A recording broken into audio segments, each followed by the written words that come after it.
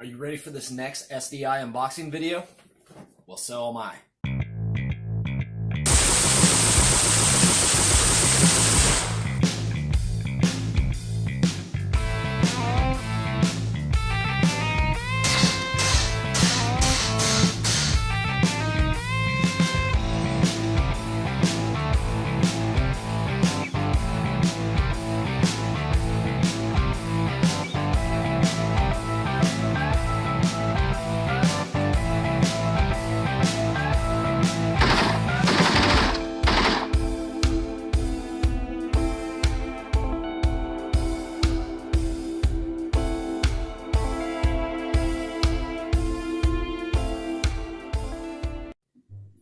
Hey, how's it going out there, everybody? Gun Psychiatrist here. So it's the start of a new semester at Sonoran Desert Institute, and this is going to be the follow-up class to the Traditions muzzleloader build, which was customizing and woodworking, and now we're in stock refinishing and metal finishing, all that fun stuff. So this is the FTT 211 Part 2, and this is what SDI just sent me. Let's check it out. All right, well, let's see what we got.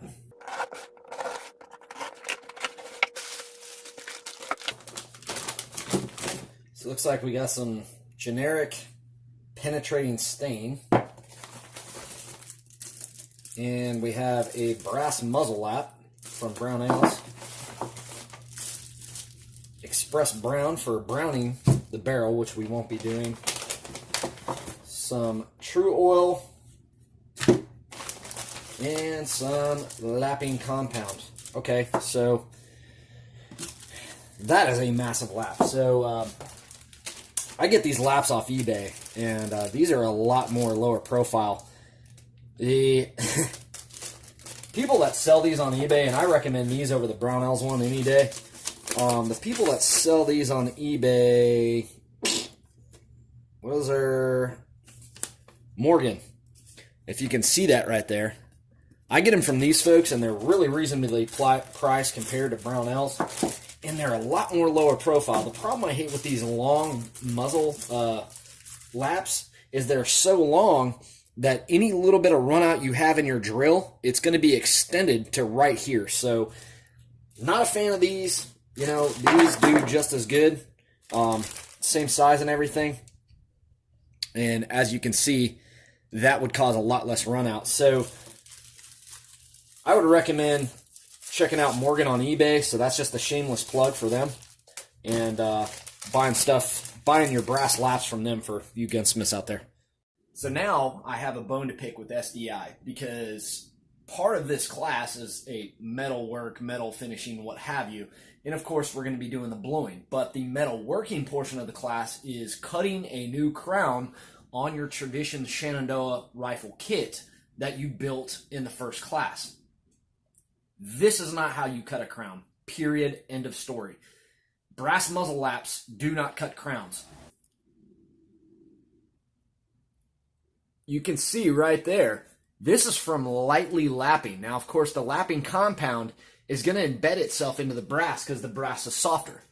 Can you cut a crown using this? Absolutely, but it's going to be messy and it's going to be nasty and it's not going to be a crown, and it's not even going to take any type of resemblance of, well, it might look like a crown, but it's not going to do what a crown's supposed to do, because there are tools out there that you're supposed to use to cut crowns with. So we'll have a video up and coming on that. The bone I have to pick with SDI is, why in the hell are you teaching young and aspiring future gunsmiths to cut crowns with muzzle laps?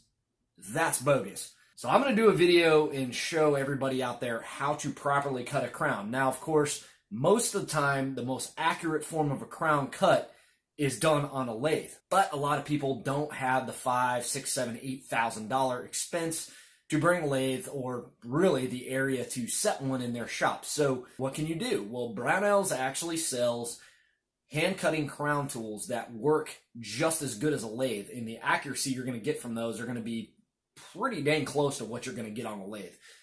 Why do we lap crowns? We lap crowns to remove tooling marks, not to cut one, but to remove tooling marks. So I don't know why the school is doing this. Maybe we can send them a video, and maybe they'll publish that video to show people how to cut crowns. What I think they're trying to cut is expenses and trying to avoid shipping young gunsmiths that will need these crown cutting tools the $150 expense to get them the tools they need for the class. There goes an $18,000 program. You got to wonder what the costs are funding. So yes, you get a $20, $30 piece of hunk of brass that is great for lapping crowns, removing tool marks, not for cutting them. So let's get that straight. I'll have some videos coming up on how to actually do this in your own home with hand tools and a drill. Stay tuned.